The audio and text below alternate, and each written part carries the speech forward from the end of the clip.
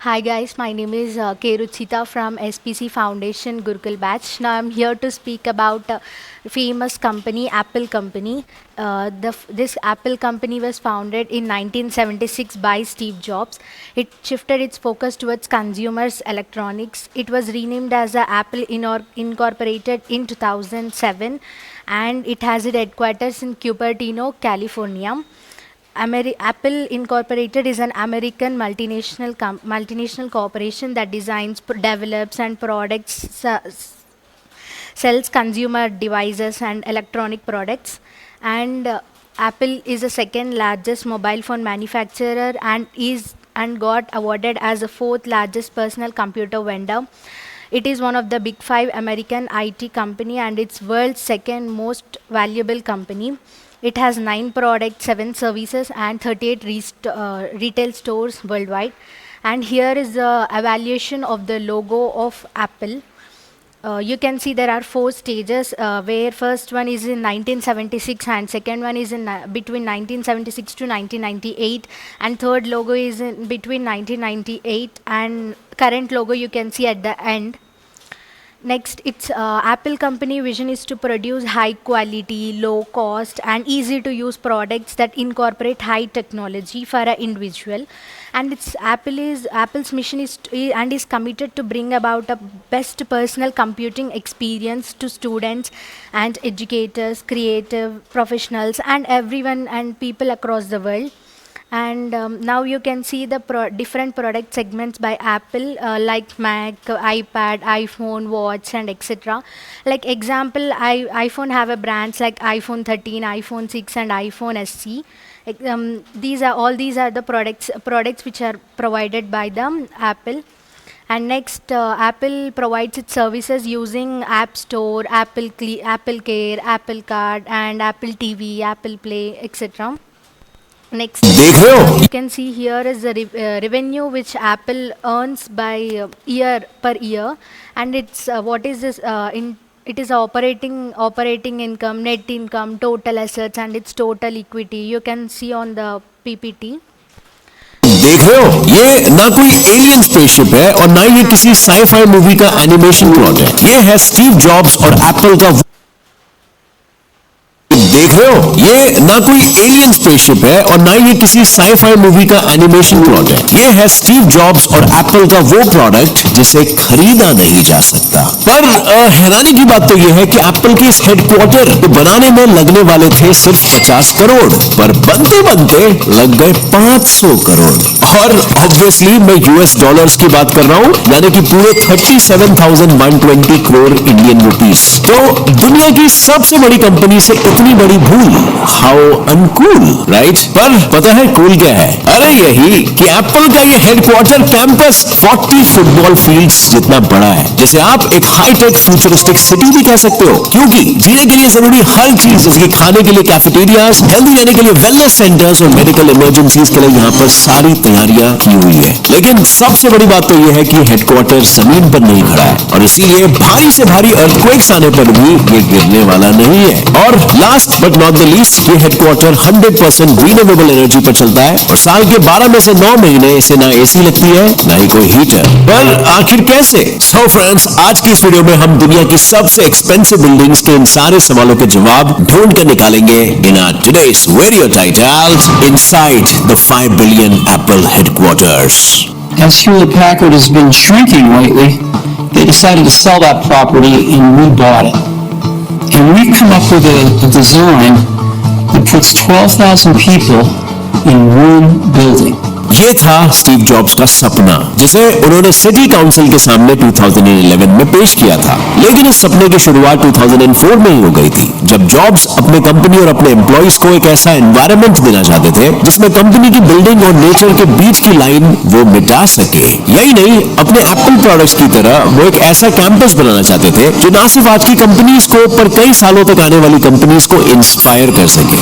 और जॉब्स ने ये करके भी दिखाया। अब अपनी जिंदगी के आखिर के कुछ सालों में उन्होंने एप्पल के इस नए कैंपस का सपना बुना और उसकी नींव भी रखी, पर अफसोस वो अपने सपने को पूरा होने के बाद देख नहीं पाए और अक्टूबर 5, 2011 में एप्पल को टिम कुक के हवाले करके चले गए। पर हैरानी की बात तो यह है कि सपने की शुरुआत में इस कैंपस को खड़ा करने के लिए उन्होंने सिर्फ 50 करोड़ US डॉलर्स का एस्टिमेशन लगाया था, पर 8 सालों बाद जब ये कैंपस बनकर खड़ा हुआ तो ये $5 बिलियन यानी 500 करोड़ डॉलर्स में तैयार हो रखी थी। लेकिन फिकर नॉट, ये अमाउंट 2018 में ही एप्पल के कैश रिजर्व का सिर्फ 2% था और आज तो शायद ये अमाउंट गिनती में भी नहीं आएगा जब एप्पल 2.08 ट्रिलियन की वैल्यू के साथ यानी कि 1.5 करोड़ के साथ दुनिया के सारे बिलियनर्स को पीछे छोड़ चुका है। इसके अलावा अगर हम कैंपस की बात करें, सबसे पहले एप्पल ने कैंपस की नई जगह तो खरीदी और हालांकि प्राइसेस को कम रखने के लिए और अपने कॉम्पिटिटर्स को पता नहीं चलने देने के लिए एप्पल ने यह जगह बिना अपनी आइडेंटिटी को रिवील किए खरीदी, पर फिर भी एप्पल को यह जगह हासिल करने के लिए $160 मिलियन यानी कि 1190 करोड़ का फटका लगा। जिसके बाद 175 एकर्स में फैला हुआ ये एप्पल कैंपस लैंड एप्पल ने 2008 के पहले खरीद लिया था, लेकिन इस पर कंस्ट्रक्शन स्टार्ट करने की परमिशन उन्हें 2013 में मिली और इस प्रोजेक्ट का सारा कारोबार एप्पल के Norman foster, the world famous architect के कंधों पर सौंप दिया गया, जिन्होंने, अगर आपको नहीं पता तो ऐसे कई अनइमेजिनेबल आर्किटेक्चरल तोहफे दुनिया को दिए हैं और नॉर्मन ने इस बार भी दुनिया को अपने आर्किटेक्चर से हैरान कर दिया। 2017 में जब एप्पल की ओपनिंग हुई तो दुनिया भर में सिर्फ और सिर्फ एप्पल पार्क के ही चर्चे चल रहे थे। एप्पल पार्क के इस बिल्डिंग को, जिसे रिंग और स्पेसशिप जैसे निकनेम भी लोग देते हैं, उस 4 माले की सर्कुलर बिल्डिंग में 2.8 मिलियन स्क्वायर फीट का ऑफिस स्पेस है, जिसके अंदर एक साथ 12,000 से भी ज्यादा एम्प्लॉइज काम कर सकते हैं। ये building world's largest panels of curved glasses से बनी है, जिसमें 3000 ग्लास पैनल्स लगे हुए हैं और पता है इस पूरे रिंग के दोनों साइड यानी अंदर और बाहर दोनों साइड गैलरी की तरह जगह छोड़ी गई है ताकि एम्प्लॉइज आराम से वहां पर वॉक करते करते कैंपस के अंदर और बाहर दोनों जगह का व्यू एंजॉय कर सके। पर एप्पल पार्क सिर्फ इस एक बिल्डिंग के लिए फेमस नहीं है। एप्पल के इस कैंपस में इस स्पेसशिप बिल्डिंग के अलावा रिसर्च एंड डेवलपमेंट की 2 बड़ी 3 लाख स्क्वायर फीट की बिल्डिंग्स हैं, जिसमें 2000 एम्प्लॉइज एक साथ काम करते हैं। इसके साथ ही एप्पल के एम्प्लॉइज के फिटनेस का पूरा ध्यान रखने के लिए यहाँ पर 1 लाख स्क्वायर फुट का वेलनेस सेंटर है, जहाँ योगा से लेकर लेटेस्ट फिटनेस मशीन्स मौजूद है। और इसके अलावा यहाँ पर एक विजिटिंग बिल्डिंग भी है, साथ में अंडरग्राउंड पार्किंग और एक ऑडिटोरियम है, जिसके बारे में मैं कुछ ही देर में आपको बताऊंगा। पर कुछ और शुरू करने से पहले क्या आपको याद है इंट्रो की वो बात जहां पर मैंने आपको बताया था कि एप्पल पार्क की एक गोल मोल बिल्डिंग जमीन पर खड़ी नहीं है? याद आया? तो अब सवाल ये है कि अगर ये बिल्डिंग धरती पर नहीं खड़ी है तो क्या 12,000 एम्प्लॉइज के और अपने हजारों लाखों टन के साथ ये हवा में लेविटेट कर रही है? वेल, अभी तक ये टेक्नोलॉजी एप्पल के हाथ नहीं लगी है, बट ये बिल्डिंग बनाई गई है बेस आइसोलेशन टेक्नोलॉजी से, यानी कि ये बिल्डिंग 692 स्टेनलेस स्टील के प्लेट्स पर खड़ी है, जो कुछ इस तरह से काम करते हैं। जहाँ बिल्डिंग का स्ट्रक्चर इन स्टेनलेस प्लेट्स पर सीधा खड़ा रहता है और अर्थक्वेक जैसे डिजास्टर के टाइम पर यही बिल्डिंग 4 फीट तक बिना किसी नुकसान के हर डायरेक्शन में मूव कर पाती है। यही नहीं, ये टेक्नोलॉजी इतनी जबरदस्त है कि 8+ तक के मैग्नीट्यूड के झटकों को भी आसानी से झेल सकती है। और एप्पल के इस $5 बिलियन के प्रोजेक्ट को सही सलामत रखने के लिए स्टीव जॉब्स ने खुद इसे चुना था, जो कैलिफोर्निया के भूकंपों से अपने वर्क प्लेस को बचाना चाहते थे। और साथ साथ स्टीव जॉब्स जापान की इस टेक्नोलॉजी से काफी प्रेरित भी थे। पर यह टेक्नोलॉजी सिर्फ एप्पल पार्क के इस मेन बिल्डिंग में ही नहीं, पर एप्पल के ऑडिटोरियम, जिसे स्टीव जॉब्स थिएटर भी कहा करते थे, उसमें भी लगाई गई है, जिसके चर्चे सुनकर बाय द वे आप हक्के बक्के रह जाओगे, क्योंकि बिना पिलर के हवा में खड़ी दिखने वाली इस 155 फुट मेटालिक कार्बन फाइबर की छत वाली बिल्डिंग में एक साथ 1000 से भी ज्यादा लोग बैठ सकते हैं और फिर भी ये जगह पूरी की पूरी खाली रहेगी। वेल,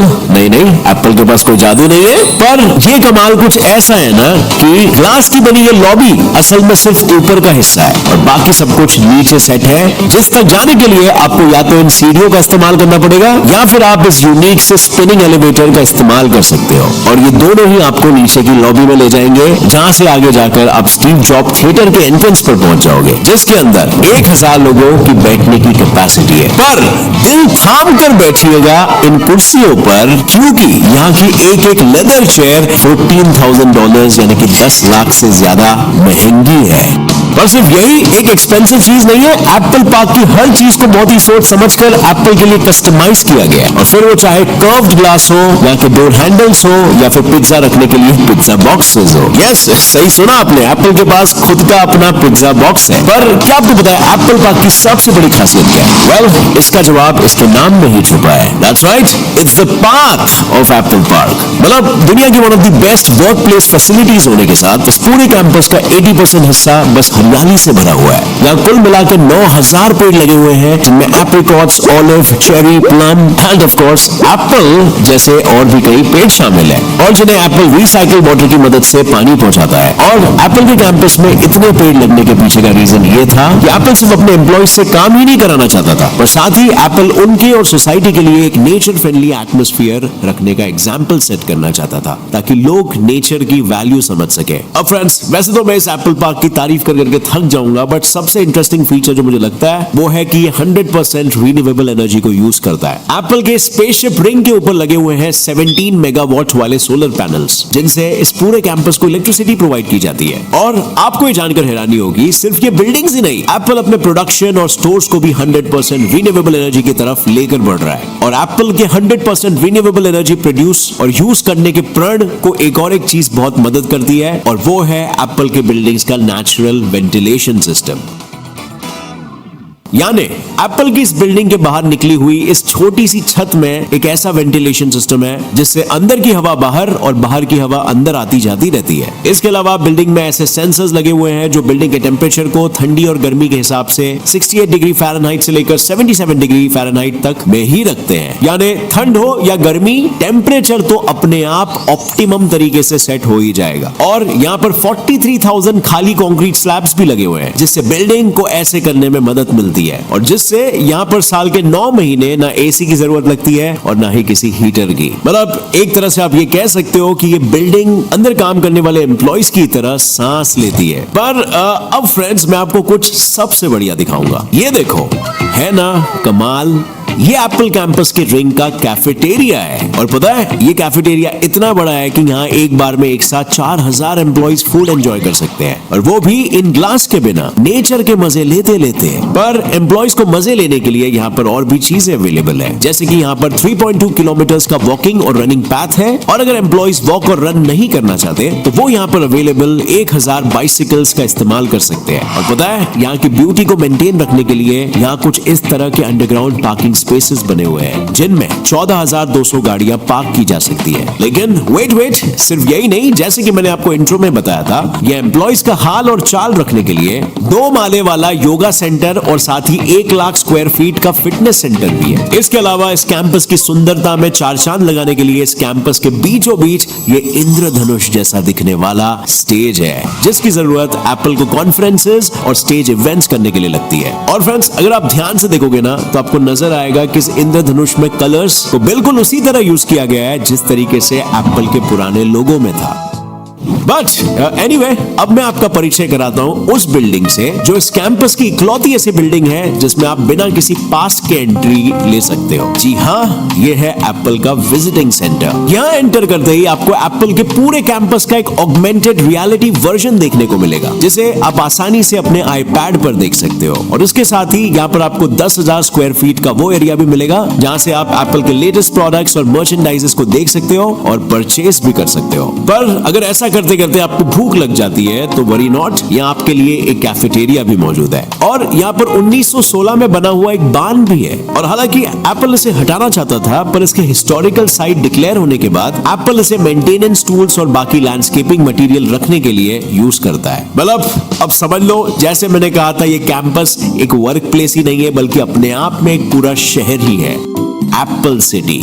सो फ्रेंड्स, अब मुझे बताओ नीचे कमेंट में, आपको क्या लगता है एप्पल ने जो मिस कैलकुलेशन किया था और इस कैंपस का बजट 10 गुना बढ़ा दिया था, क्या वो करना जायज था और क्या वो वर्थ इट लगा आपको? और ये भी बताओ, क्या आप भी ऐसे एनवायरनमेंट में काम करना चाहोगे जो ना सिर्फ आपके फूड का बट आपके फिटनेस का भी ध्यान रखता है, आपके माइंड को वर्क प्लेस के स्ट्रेसफुल एनवायरनमेंट में भी नेचर के डोज से फ्रेश करना चाहता है और आपको फ्यूचर टेक्नोलॉजीज का भी डोज दे रहा है? सो फ्रेंड्स, इस वीडियो से कुछ भी नया जानने के लिए मिला तो एक लाइक जरूर छोड़। Now, I hope all of you watched the video clearly. Now, here is a question for you, which is a challenging task for you. Why Steven named it as Apple? Now, whatever answers and whatever responses you want to share it to the WhatsApp number, which is given in the description box. And that's it for today. Hoping all you'll respond, and the people who will respond by 9:30 will, and the efficient answers will be awarded a prize.